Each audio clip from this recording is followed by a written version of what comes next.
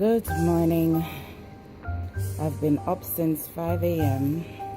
Had a nice shower of rain yesterday, and when I came home, my newly planted plants were looking all droopy and weary.